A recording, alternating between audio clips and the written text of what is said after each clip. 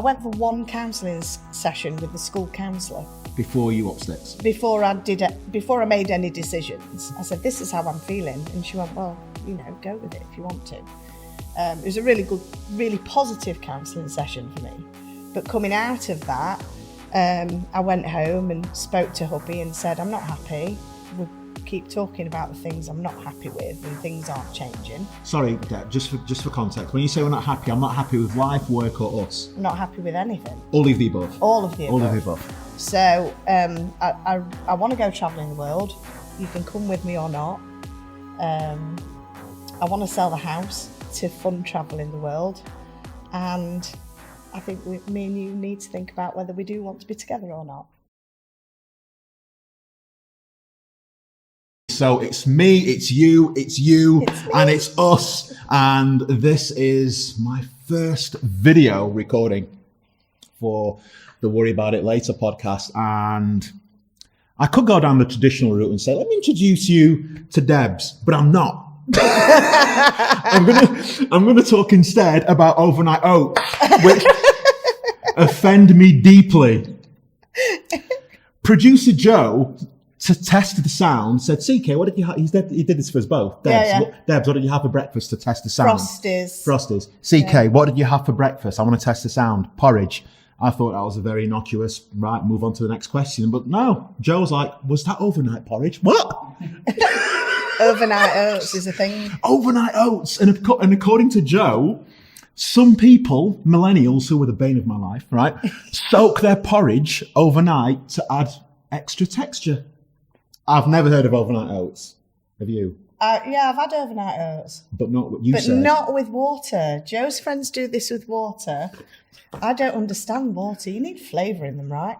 So I use yoghurt and fruit. Or milk. Or milk. But yoghurt's nicer. But water, that just baffled me. Water's so weird. If you have heard of overnight oats, I implore you to share and let me know what's going on. Is that because you have milk in your porridge? Exclusively. Yeah. Apparently there are people who have water in their porridge. Yeah, I don't get that either. It makes me want to vomit. So, Joe and I had a coffee. I've been doing this all. Come here. I keep calling you Joe. I know. That's Joe. Honestly, it's because we both coloured our hair. It's confusing. This is true. This is true. Debs and I had coffee last week, and within 5 minutes of talking to you, I was like, right, you're going to be my first ever guest on the podcast. And it's just so much of your knowledge and expertise as an NLP practitioner, trainer, coach is all about the mind. It is all about the mind, yeah. And we're going to get into the definition of that in a minute, but I'm just going to give a bit of an insight to what we're going to talk about today. Yesterday, ahead of our chat, Debs, I sent a tweet, and my question was, here we go, look, that's the tweet I sent. Indeed. And I said, does anyone have a question about NLP? I'm filming my first ever video podcast tomorrow, and I wish to ask Debs some questions. This guy is in no rush to endear himself to the masses. He was straight in, right? This guy here's a question, CK. Is NLP a real thing? I've heard so many negative opinions. Look at me making a guest feel comfortable, straight in. It's like, deal with that. There are a lot of negative opinions about NLP. And that's because a lot of people use it in a manipulative way. Because one of the things about NLP is how you use language and how you utilise language. So the adverts that you see on telly, they'll be all NLP language. The politicians that speak will use NLP language. And so all of these ways that we are unconsciously manipulated, that is from the study of NLP, the way that then people start putting the words into a specific way to influence how we think. And the language needn't necessarily be verbal or spoken. NLP also utilizes nonverbal communication, doesn't it? Like it's both. Yeah, it's body language as well. It's even tiny things as sort of the way that we're sitting, the way that we hold our faces, the way that we look at each other, all of those things. There are some people that don't like to look at people's eyes. So instead, if they learn in NLP, they'll look in like pashed face or something. Yeah. But it's still so they can see the whole thing. So I'll be blinking in time with you, and that's also a bit of NLP. But let's come back to that in a minute, and we are going to delve further into NLP, what it is, what it's an acronym for in a bit. I wanted to just give you a taste of the contrasting feelings and thoughts towards it. This guy, I've heard negative things, you've heard negative things, I've heard negative things. I'm also aware of the positivity that it can bring, and you had a beautifully succinct definition for NLP, didn't you, on what it is. So we'll come on to that in a bit. What I want to start on first, bring this back to my favourite subject, me. No, Fabulous. This is really interesting and it's very timely. So you posted on your Facebook, which is, your page is called? It's currently just called Confidence. No, it isn't. No, it isn't. It's called This Is Me. Oh, my This Is Me group. Yeah, your This Is Me the group. What? Yeah. Yeah. My This Is Me group. I Yeah. love my This Is Me group. Share your This Is Me group. Hashtag This Is Me. It's all about standing into yourself and being proud of who you are. And if you don't really know who you are or where you want to be, it's about finding that and not being ashamed of putting stuff that you're going through. And there's people in there that can help you. And actually, we have quite a giggle in there. Some quite thought-provoking questions. And give us one that springs to mind. Engagement. Give us one thought-provoking question that you've thrown in there recently. Well, I think the top question that's still the top question. I think it was the second question I posted in there. Is something along the lines of. What are the three greatest accomplishments that you want to achieve, or something along those lines? I know it's something to do with 3. That's as much as I can remember. 3 is the number. 3 is the number. But every day there's a couple of questions in there, and you get a variety of responses to how people are with them. Well, you're super timely, and I actually saw this that I pulled off your Facebook page. I saw this somewhere else, and some of the responses are really pertinent and relevant to me at the moment. So this was your post, which is addressing fear-based agendas. Yes. And I'm going to flash this up now. And this is going in chronological order from 2000 to today. And every year there's a new fear. There's a new virus. There's a new plague that's going to wipe us all off. Just for example, 2000, Y2K is going to kill us all. 2001, anthrax is going to kill us all. 2002, West Nile virus is going to kill us all. Yeah, I've not heard of that one. Nor I. 2003, SARS is going to kill us. 2005, bird flu is going to kill us. And then it goes on. Every year there's been a new thing that's going to kill us. Every year. And obviously, 2020, coronavirus is going to kill us all.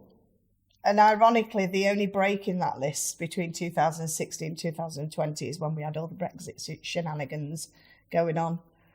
But every year we've had some kind of virus. But interestingly, and this is probably too cynical for me, but I was talking to a mutual friend of ours, John, the other day, and I was saying, I wonder, it doesn't make sense actually because corona is viral, but corona is international / global, forgive me.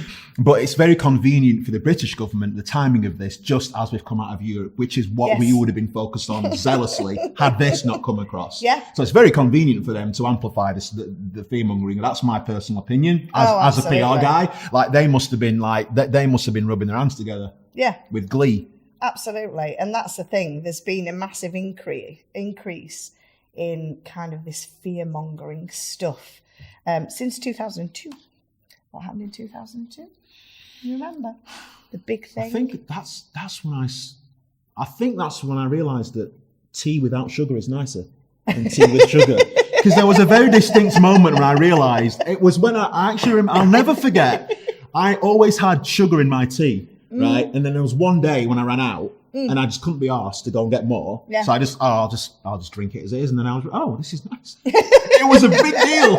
It was a big deal, and I've never turned back. And now now when people offer me sugar in my tea, like Joe did earlier on, I think, you make me sick. And I've just realised I've totally got the year wrong. It's 2001 that the big significant thing happened. No, the sugar thing was 2002. Oh, right. Okay. 9/11, 2001. Okay. So we were actually progressing as a human race pre-2001 a lot more, with the entrepreneurial ship stuff coming along. Okay. And then 9/11 happened, and everybody else has been in fear ever since.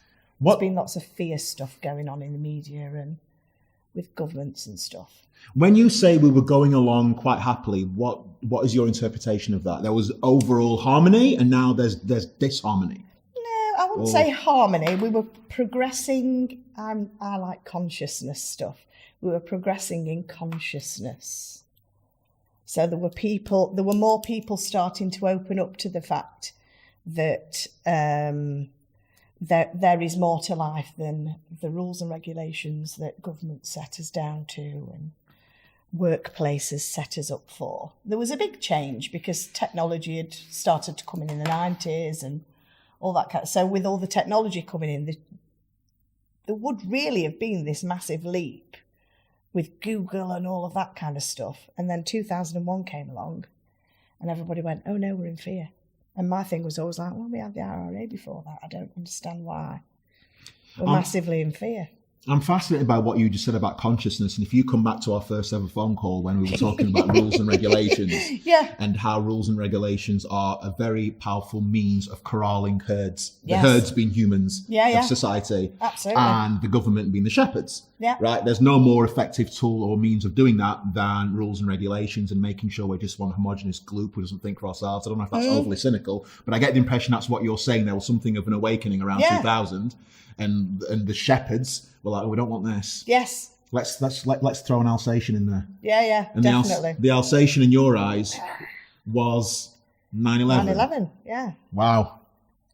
Yeah, because since then, we had all the mass hysteria and fear. Just after that, about every time you went through an airport, you were there for hours being searched and whatever. People stood there with guns that had never had guns before. I'd travelled a lot during the 90s, sort of to America and back.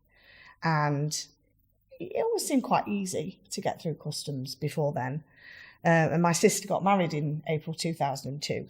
And we got into New York in April, which was 6 months after 9/11. And it was a different place. I'd been to New York 4 times at that point. And it was really massively a different place. New York was? Or New York and right. America in general, but New York specifically just had a real different feel about it. It wasn't this fun city anymore. And tell me more about what you think are the benefits to the shepherds of that environment, like, in terms of governments and when we feel a heavy cloud of rules and regulations to them, is it all just a case of us not, as you said, thinking for ourselves and being conscious of our own independence and autonomy?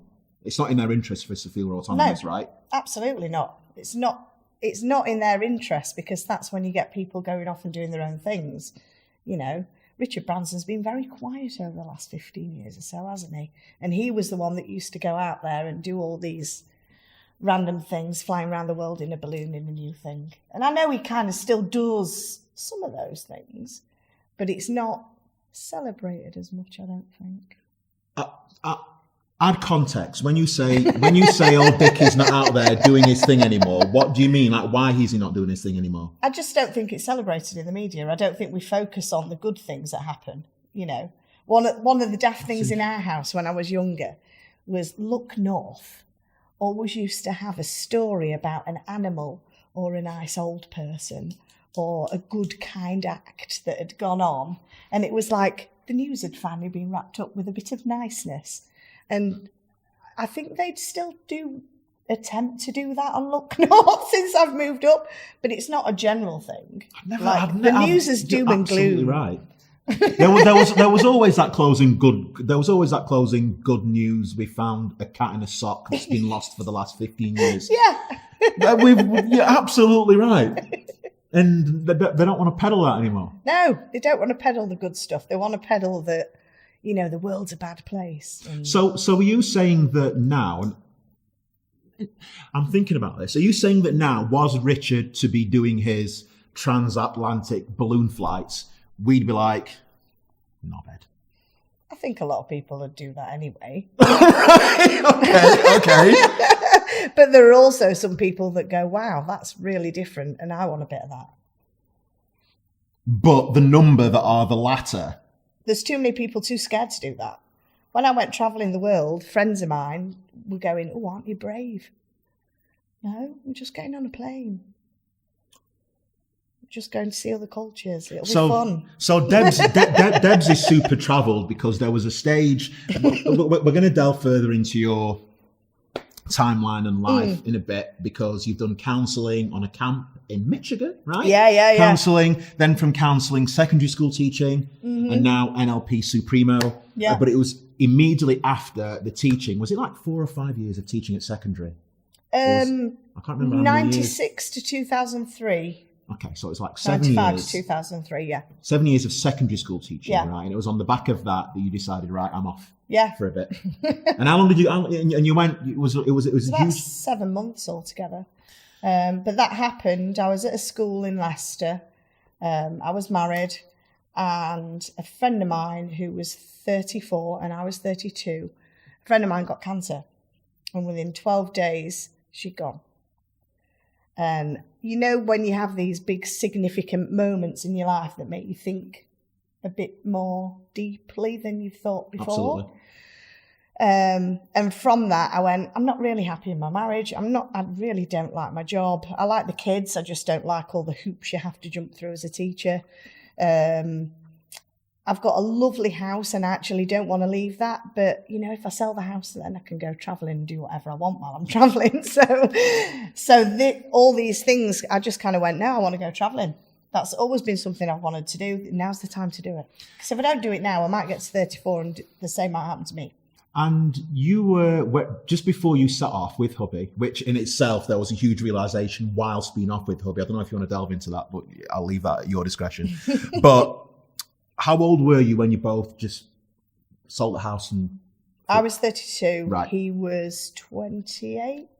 Okay. So it's interesting how you're saying about those seismic moments that make you reflect over your life. And that was your friend passing away of cancer. But then, as I just mentioned, you had another realisation in terms of who you wanted to spend your life with while there. But, you know. Yeah. It was just really interesting when you were telling me that, because I could kind of just imagine the difficulty of being on holiday with someone like. I don't know if you want to explore that, Debs, but well, actually, when I had this whole realisation, I went for one counselling session with the school counsellor before you up sticks. Before I made any decisions, I said, "This is how I'm feeling," and she went, "Well, you know, go with it if you want to."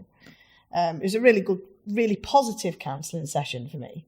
But coming out of that, I went home and spoke to hubby and said, I'm not happy. We keep talking about the things I'm not happy with and things aren't changing. Sorry, Deb, just for context. When you say we're not happy, I'm not happy with life, work or us. I'm not happy with anything. All of the above. All of the above. All of the above. So I want to go travelling the world.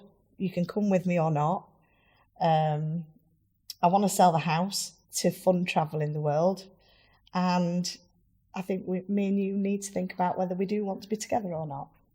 And in that space of time of having that conversation, I met a girl in a nightclub and I kissed a girl and I liked it. Hang on a minute. Hang on. Right. Wait a minute. Right. You can't just not prep me and just throw this. We didn't discuss this over coffee. I thought that's what you meant when you were saying a big thing happened. No. The big. There's a huge incongruity between what I was meaning, what you were meaning, right? Oh. This is a new thing and I like it. But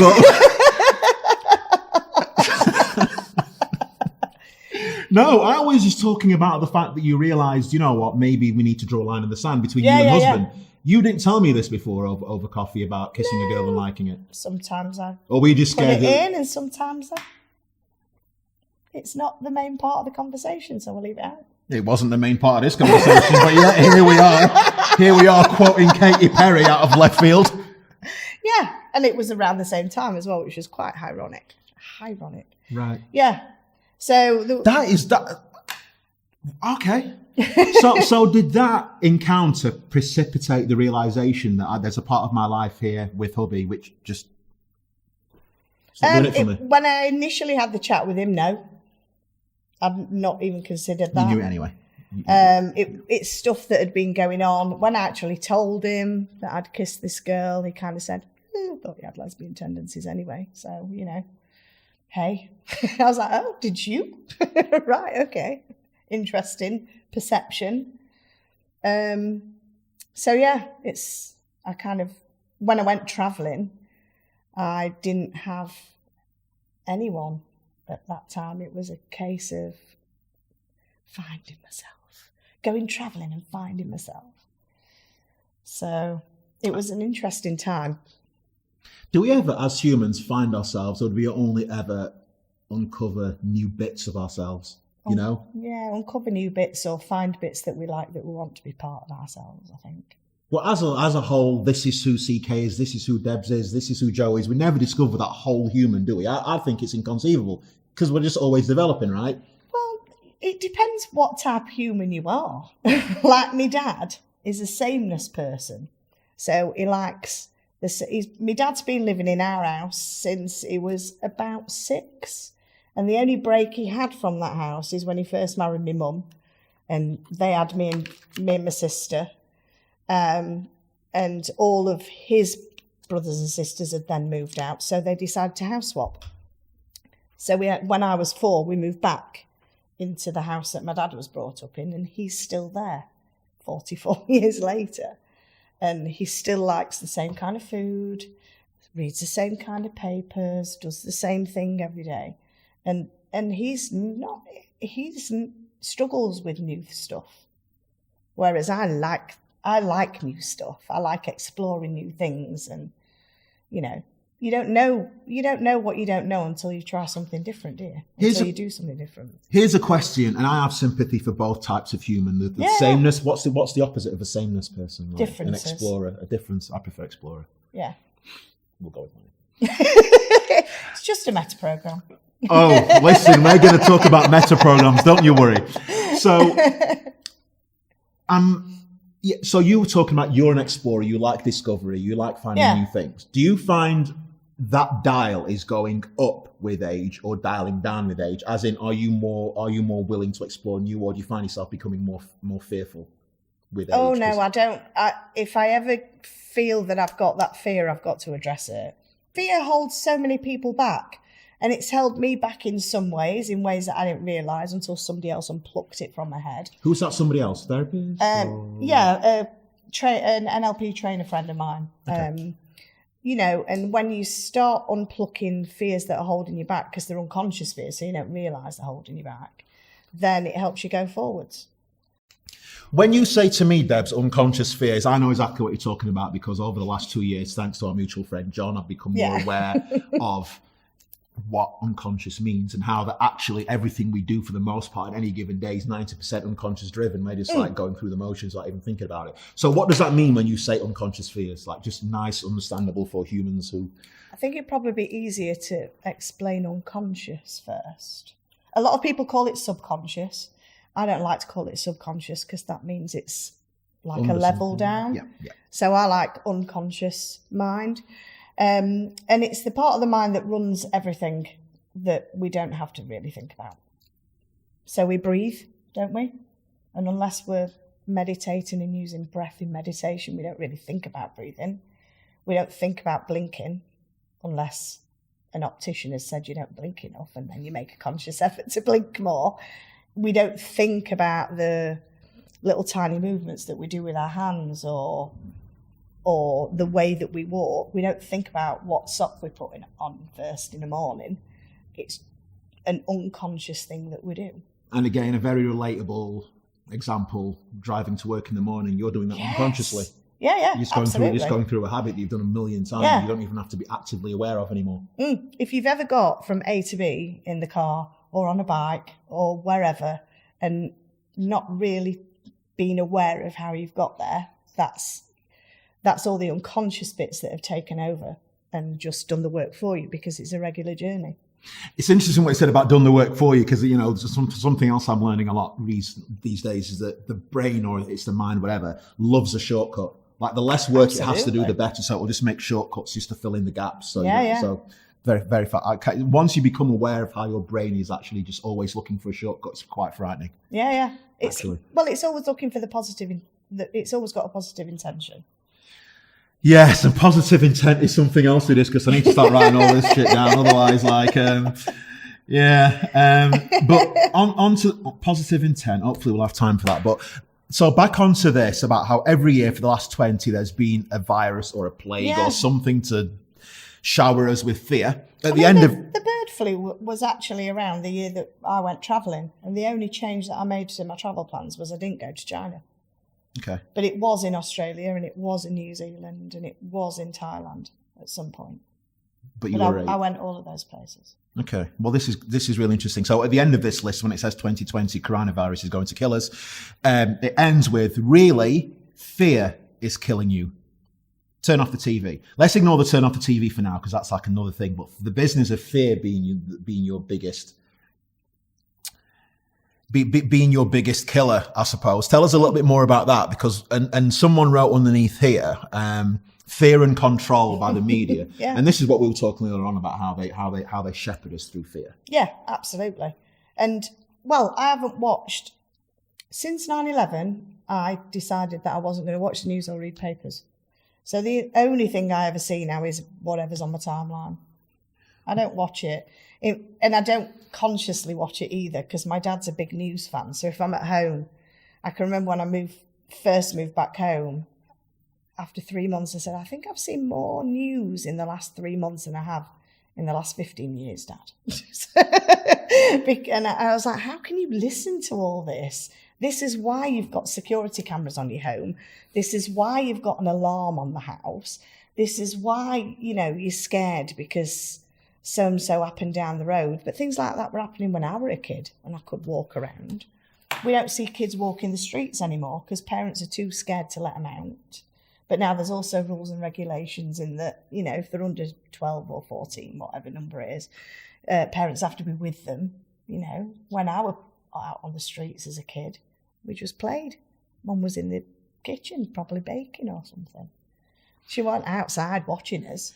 What you said there is I wholeheartedly agree, not only from your perspective on just cutting off the news, but also in terms of what you're now hearing from your dad and what he's saying to you. And it's really interesting. It's almost like there's a frightening parallel between your dad and my mum. And what do you say to people like my mum, for example? And this is what she actually said to me maybe 2 weeks ago, because I actively avoid the news too. Yeah. And it's like, are you stupid? This is what she said to me. Are you stupid? Now, the answer to that, is probably yes, but not for the reason that she was asking. Because she's like, how can you not watch the news amid the coronavirus? How can you know how to protect yourself?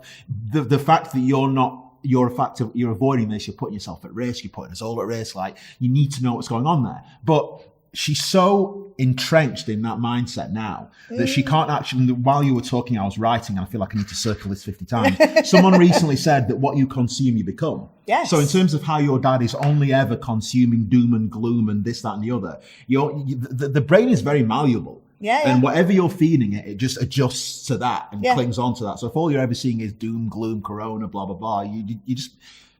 Tell us how that shapes the brain, because and your behaviours and your beliefs and your values. What you think about, you bring about. I think who said what you think about, you bring about. It was some old sage, some old motivational speaker somewhere along the line, some wise person. I think it might have been that dude that trained Bob Proctor. I forget his name. Or John Covey or Jim It definitely was not John Covey. He'll love that. Yeah, John Covey John Covey is a mutual friend who's just taken himself off to the toilet after you said that, because he enjoyed what you just said. But I'm not having it. Laughing? I'm not. I don't know what he's doing. I don't even want to think about it. He wishes he came up with that one, but he did not. I love it. What do you think about Stephen Covey? It'll be one of those. What you think about, you bring about. So if you're constantly thinking, oh, I'm anxious, I'm nervous, I'm scared, I'm sad, I'm angry, I'm, all of those things that when you watch the news, there are people that react to that with real anger or real fear.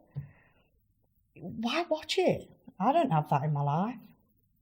But there must be that. What is it? Because in the same way as you can train your brain or you become to release dopamine or endorphins from positive experiences, the brain can also release endorphins and dopamine from oversaturation of negative things. It can feed off it. So it starts desiring it. It starts seeking it every given opportunity because it gets these spikes. And I'm really into, well, I'm not really into, but I've watched a reasonable amount of his stuff. Dr. Joe Dispenza. I don't know if you're familiar with Dr. Joe Dispenza. I don't. Does he talk about the reticular activating system? He does. Yeah. And he talks about how, I could go on all day long, but he did say that if you consume enough negativity or consume enough of anything, if you consume enough of anything that gives you a spike in your brain then starts seeking it. So whether that's a positive experience or a negative experience, if it activates the spike, it will just then seek it out. So I'm just wondering why my mum and dad just sit in front of the TV. Their diet of TV consists of, and I don't want to throw this out there, it's just a concern of mine. So the diet of TV consists of a little bit of trashy TV and a lot of news with a sprinkling of knobhead Kyle in there before he was taken off. And I'm just thinking to myself, all these things in moderation are all right, but if it's just all of it, then it's not necessarily going to be conducive to a positive state of mind. No, and you've got to have that, if you're constantly watching the news and all the negative press. We've got the two biggest spikes in the way that we're putting pressure on the NHS at the minute is mental health. It's depression and anxiety, mental health. And people are being labelled with various mental health issues. And a lot of that is through fear. Anxiety is a fear-based problem. Depression is a sadness-based problem. So if you're constantly feeding yourself with sadness and depression stuff, and one of my really good online friends, Paul Hand, and also myself, we got ourselves out of depression through positive thinking and putting positive things into our head because we knew that there was a better. We didn't want to be stuck in that depressive state. It's nonsense. Give us a simply applied tool that anybody watching and or listening to this now who does acknowledge that they're in the depths of that depression. Because, once you're in there, it's really difficult to hear somebody say that and know what's the next step. Okay, I would like to get out of this depression, please, but it seems like an insurmountable feat. Is there anything I can do to start to just give my brain something that's less negative to chew on? And a lot of depression has got roots sort of way back. So there's no quick fix. But I'd say the first two things to do is get off social media and stop watching negative telly. And the reason I'm saying about getting off social media, if you're on there, get into groups that are positive groups, but get off looking through feeds and responding to negative comments and that kind of thing, which brings you down. Let's then, Debs, segue into NLP. Yes. NLP is an acronym for Neuro Linguistic Programming. Yep. And I will ask you what I asked you last week. Give us a nice, succinct, understandable, layman's, sentence-long description of NLP. Because the one you gave me last week I enjoyed because it made sense. But okay. So neuro is how the brain works. You didn't start like that. Did I not? What did I do last time? I'm a stickler for consistency. I describe things different. How did you describe it? You give that one. I'm not a sameness person, you see. True. Stop exploring all the time, for God's sake. Just tell me what you said last week. It's the relationship between the brain, language, and how we program things in our head. I think it was similar to that, but it was something like how to realign what you're telling yourself in a way that's going to be more beneficial for you.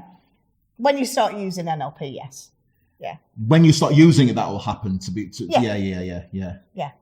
So with that in mind, when he says, this guy on Twitter, what did he say? Okay, so he said, is NLP a real thing? I've heard many negative opinions.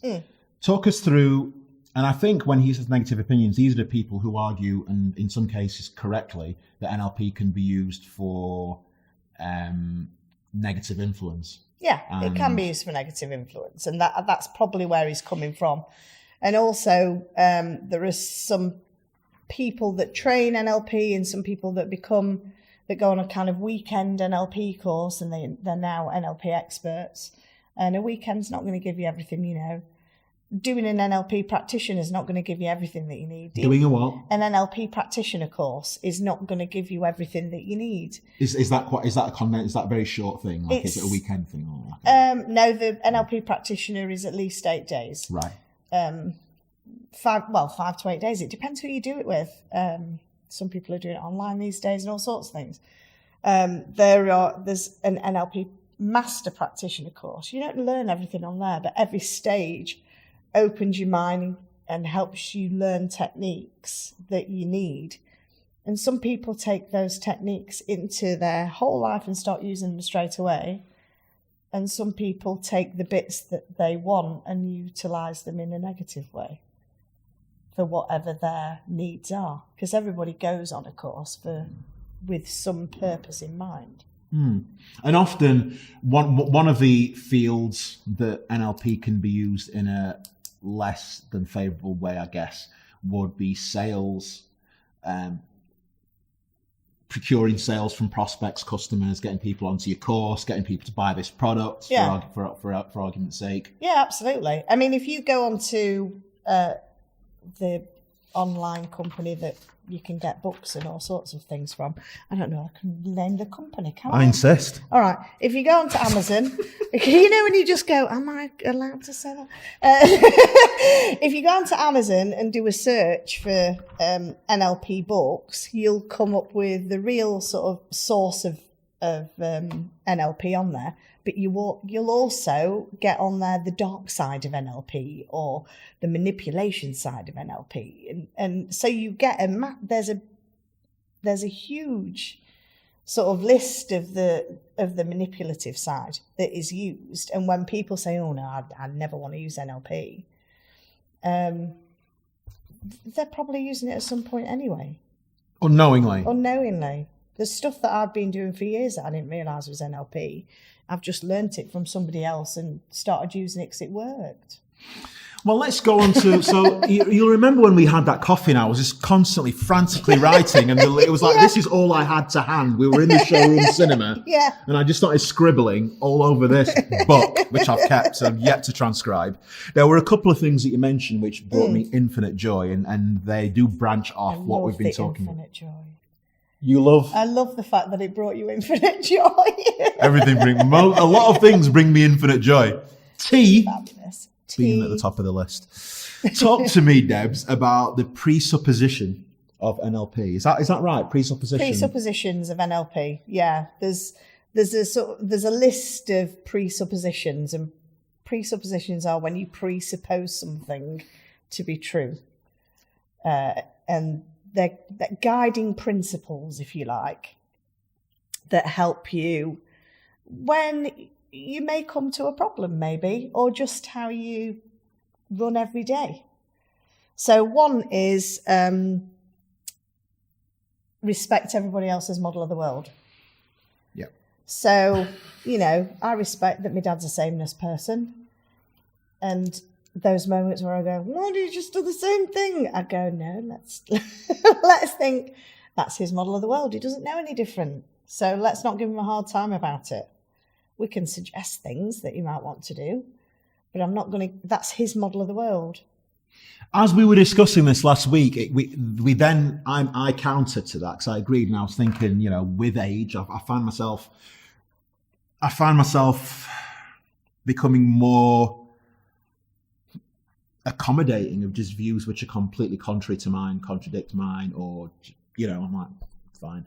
And that, as we discussed that, you were talking about ultimately, if somebody has a view or a value which is a complete conflict with your own, what you need to understand is that person's view and conflict, as far as they're concerned, is coming from it has good motivations behind it, even though it might be complete positive intent, contrast to yours. And then as we discussed it, I mean, it was really interesting because we then went to the most extreme possible example. I love pushing the extremes. Do you remember what we discussed? Yeah. Let's discuss Adolf. So Adolf, extreme example, his positive intent was that he wanted the world filled with the best people. The problem is his version of who the best people were conflicts with a lot of decent thinking people. Yeah. So his positive intent was that he wanted a world filled with good people, because from his point of view, the world was being filled with trashy people and people that didn't fit his ideal. And it's really interesting because it's so extreme that when you throw that out there, people are just they just find it incredibly distasteful. Yeah. Because you very seldom hear anyone talking about Hitler with a positive in a positive sentence. So when you throw that out there, he had positive intent. They just immediately want to slap you in the face and say, "Wake up." Yeah. But the more I thought about it, and as I said, whenever I instantly get that response, I always now try to actually just quell that instinct, that guttural response, just actually look into it. And I was thinking, did Hitler wake up every morning and think, you know what, I want to be a proper bastard today? Did he think that? I don't think that's what he thought. I'd be very surprised if he did. Yeah, I honestly don't think that's what he thought. I think he thought was, where are we going to go today to do the next cleanup? And that, I don't think there was any, for him, it wasn't. I mean, obviously, I don't know the guy. I'm totally mind reading what he was about, but that's how I see where his positive intent probably was. I would like to just add some clarity. Correct. I really don't agree with it. Correct. And I know that the nature of humans, and I don't want to speak for everybody, I know the nature of humans, there'll certainly be at least one human out there watching this thinking, hang on, so these two dickheads saying that Hitler was a nice man. No. This is the thing, right? And I think if we actually bring this to a very relatable, everyday, applicable analogy is it comes down to just empathy, and actually not empathizing with him per se, but just in everyday, if someone says something that, if you work in a bar, for argument's sake, and someone's really short and doesn't say thanks, or they doesn't want to say thanks, their good intent of not saying thanks is they might have to go and tend to their mum, who they might have some shit to go and do. Yeah. So although they've treated you with a level of, in your interpretation, disrespect, I wonder what was behind that, because the chances are they were being very short to service a good intent, which might have been to go and make a client phone call that they had to do. Yeah. Right? So you've got that innocuous example there. You've got Hitler there. Well, it's funny that you say of your innocuous example. When I went and did my first NLP practitioner course, I was driving from Birmingham to Leicester, because I lived in Leicester, along the M69. And on the way back, two people massively cut me up. Now, I was one of those drivers that had a little bit of an anger issue when people cut me up or treated me as a woman driver or whatever. What does treating you as a woman driver mean? Yeah,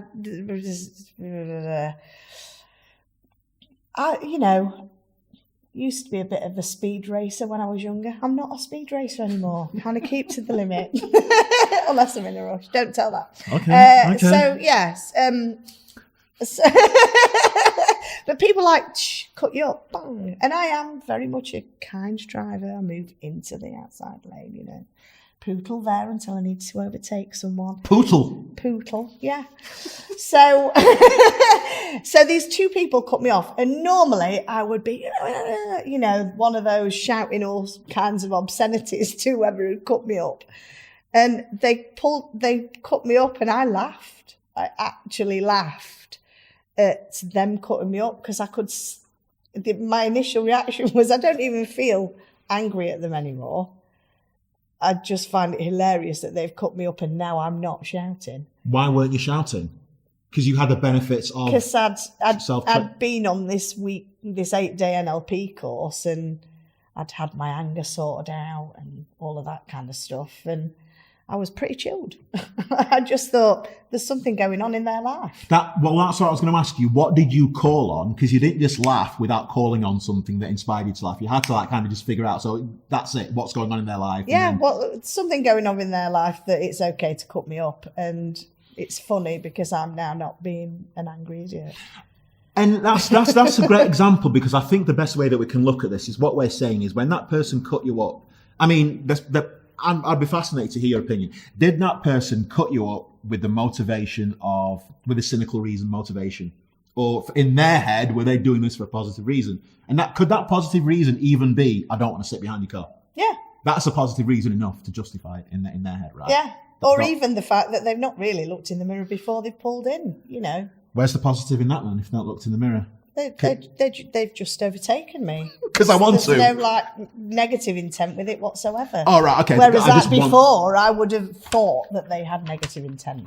I'm really fascinated. Please let me know underneath this video if the examples and analogies and metaphors that we've shared here make any sense. And do you think, no, some people do things for negative reasons? Because I've certainly, like, I would say some people do things for negative reasons. Like, would you not? Or do everything always comes from a place of positivity for them? They're doing the right thing to service their needs.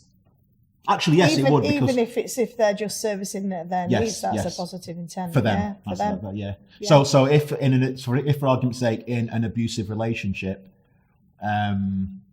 I in some way, whether it's the male that's been abusive or the female that's been abusive, this in some way services my needs, even if those needs are they're fulfilling my insecurity. That for me, fulfilling my insecurity by belittling you is servicing a positive end, because it's making me feel better in that moment. So that's kind of what we're getting down to, right? Every act comes from a place of positive intent. Yeah.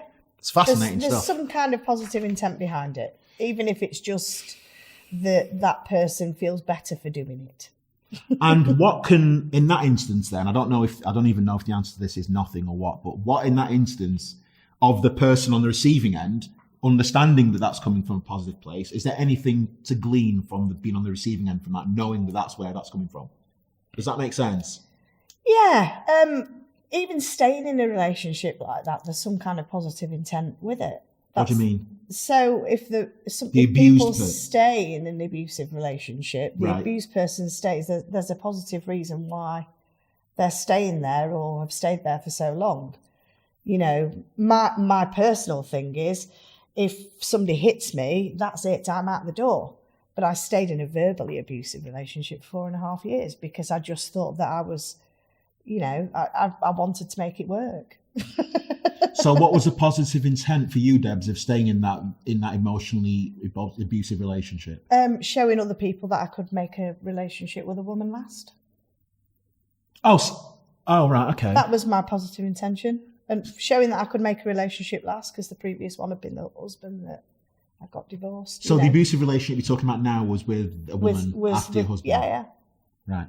Yeah. Okay. So, you know, there's always positive intent somewhere along the line, whether it serves that person at that particular moment in time or not. It's recognising it, because we only know what we know until the point that we know something different. Tell us, Debs, about internal and external checks. This is a meta program. Which we said we were going to talk about earlier on. Yeah, meta programs are one of the things that are sort of at the core of who we are and how we filter things in our head. And so the internal external check meta program is whether you internally know that what you're doing is absolutely on the right path and you'll just go ahead and do it. So if you're that kind of person that makes a decision and that's it, you just go away with it. Fabulous. There are some people that are totally external checks, and they're the ones that you may have as friends or as people that you work with, and they're constantly going, is this right? Is what I've done right? Can you just check over this for me? And it seems like they want constant attention, but it's not that. It's just they need that support to know that they are doing things right. Yep. Then you've got somebody like me who knows internally what I'm doing right, but I like to have an external check. And I don't know whether that comes from dancing on stage and my external check was the audience clapping or what. But I do I've got a friend that if I'm going through anything, I'll go, will you just check over that? And she's a totally internal check person. She doesn't need the external check. So she's like, why do you always have to check with me? I'm an internal with an external check. Right. So your friend who is completely internal, well, how does that present itself in everyday life? Like they've got an idea, they'll just go and do it regardless. They're not looking for gratification or permission from anyone. It's what I'm going to do. It's what I'm going to do. Yeah. Right. And how does there's 3, isn't there? Because you just mentioned the 3 usual. 4, and 4. the other one is external with a bit of internal. So Okay. sometimes they know, it might be situational where they know that they're doing the right thing. So they might, when they're with the kids at home, whatever, they're doing the stuff, and they know that cooking is what they're doing is good, and put them out, I don't know, in a pub that they've never been in before, and they're like,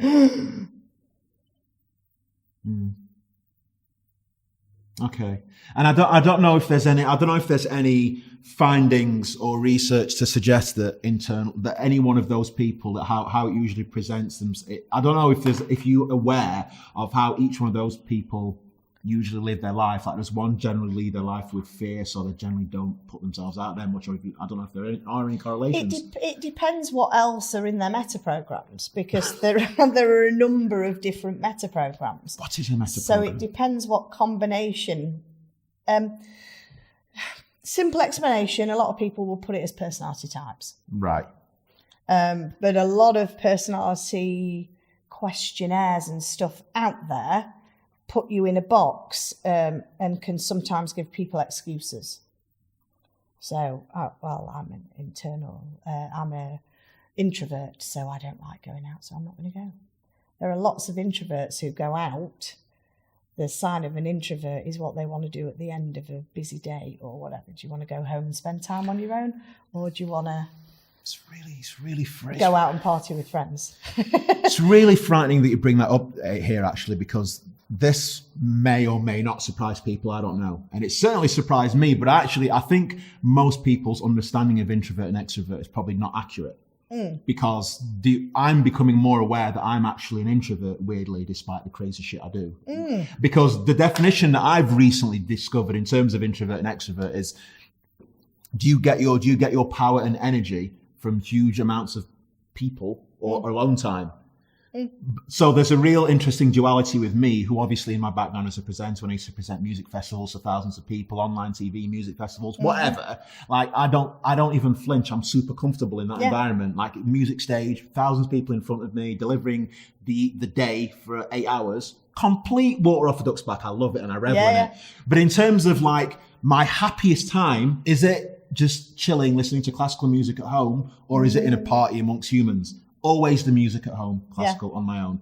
So there's just this weird duality, which is actually, and that is apparently what an introvert is, where you get your power from, where you get your power from, where you get your energy from. Yeah. Is it solo time or is it human time? Yeah. And there's also ambivert. Do you agree with that definition, by the way, of introvert? That's absolutely the definition of an introvert. Right. And there's also an ambivert, and I'm an ambivert. So if I've spent all day with people, I want to be at home on my own and just having my own time.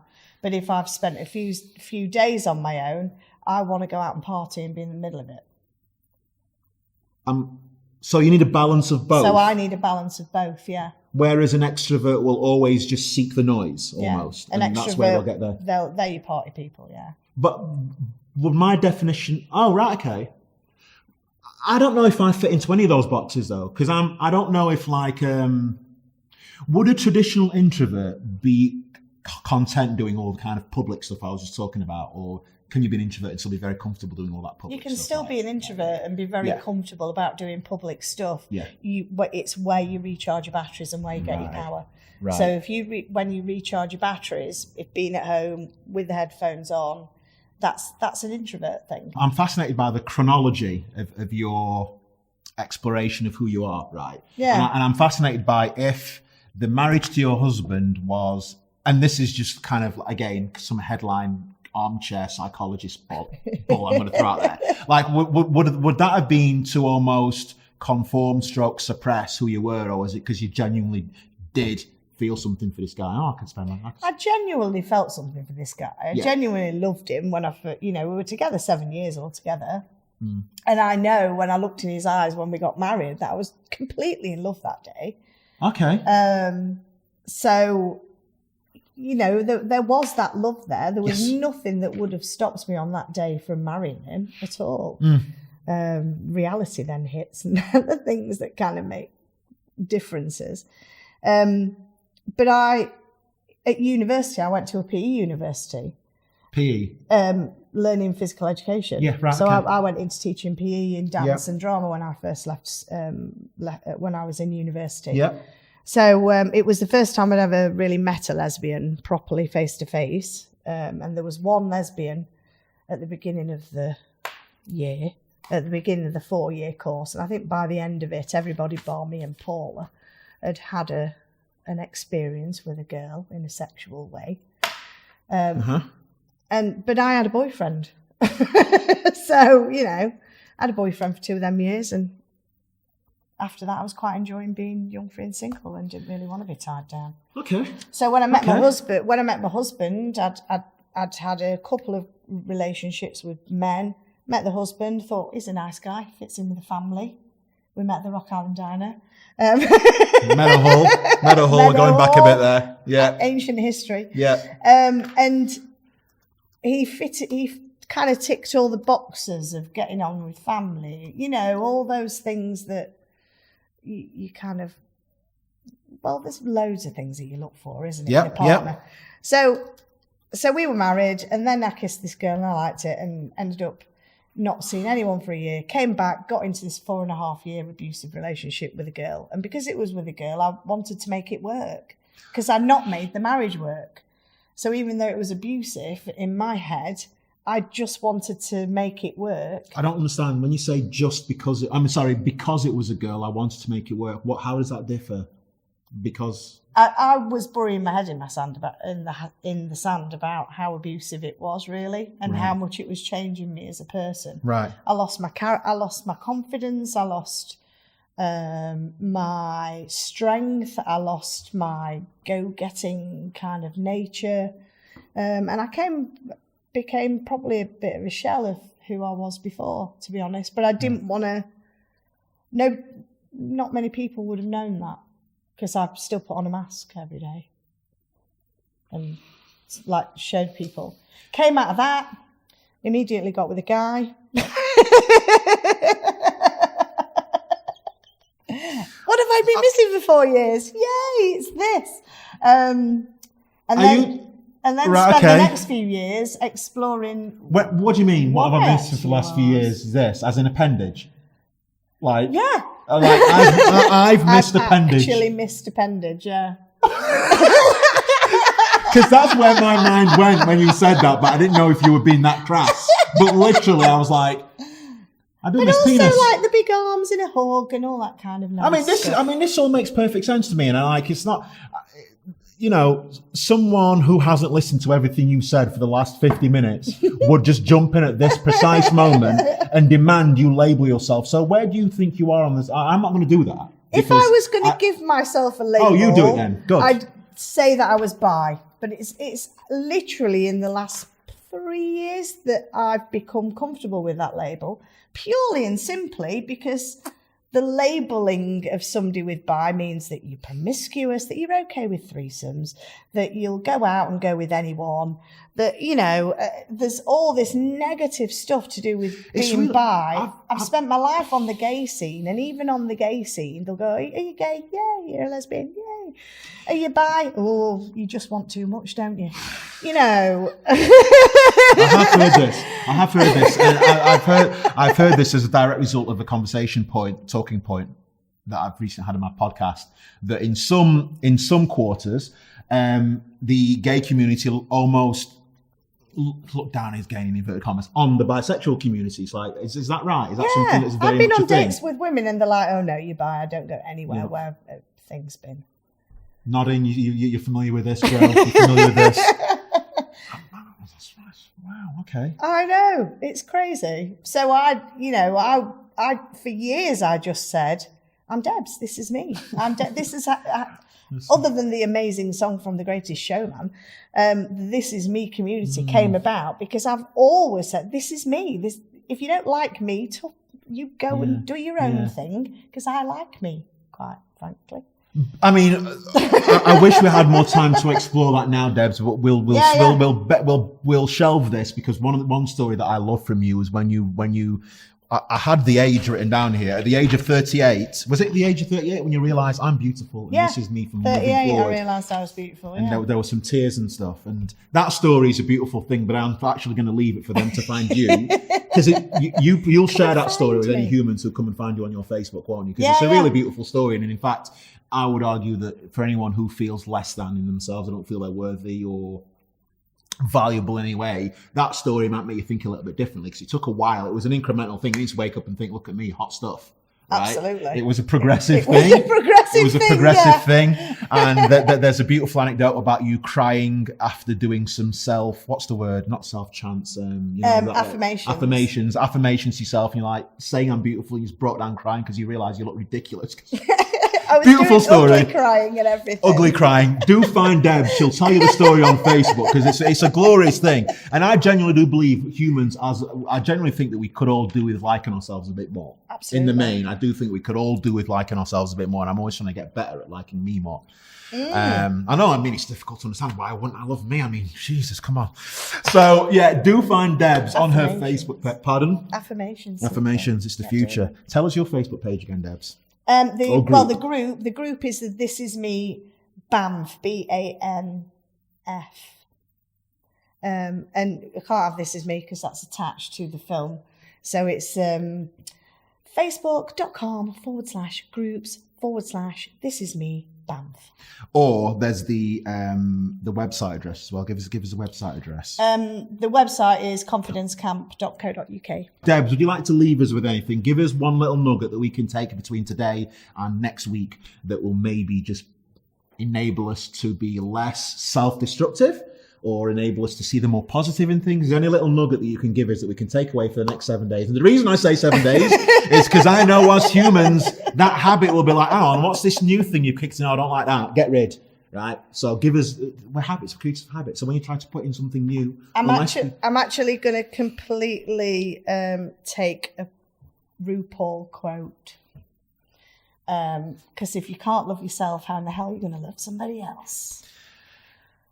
Was that going to be your nugget to take away for the next 7 days? Because I'm not having it. You're not having that? I'm not having it. And I'll tell you why I'm not having it, because that isn't like a tool. That is like a nice, cute little headline, but it doesn't help us to like use it. Okay, start to love yourself. Nope.